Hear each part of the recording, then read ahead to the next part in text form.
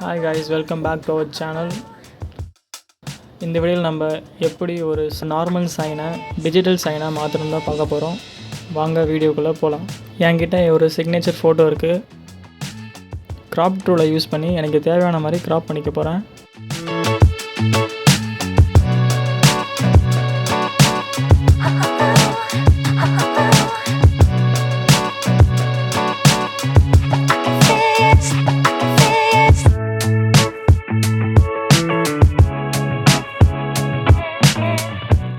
இப்போ ஃபில்டர்ஸில் colour range select பண்ணுங்கள்.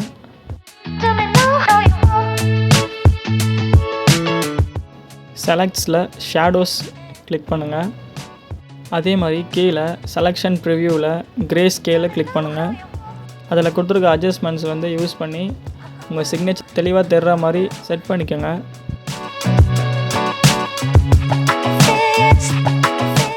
தென் இப்போ ஓகே கொடுங்க.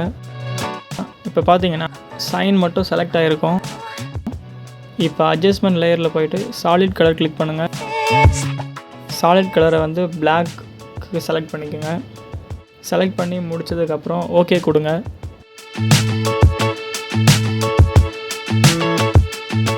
இப்போ உங்களோட பேக்ரவுண்ட் லேயரை டெலீட் பண்ணிவிடுங்க. இப்போ பார்த்தீங்கன்னா உங்களோட சிக்னேச்சர் டிஜிட்டல் ஃபார்முக்கு மாறிடுச்சு. இதை நீங்கள் பிஎன்ஜியாக சேவ் பண்ணி உங்களோட ஃபைல்ஸ் ஆர் எனி அதர் டாக்குமெண்ட்டில் கூட யூஸ் பண்ணிக்கலாம்.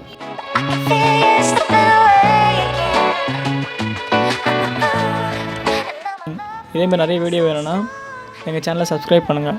தேங்க்யூ ஃபார் வாட்சிங்.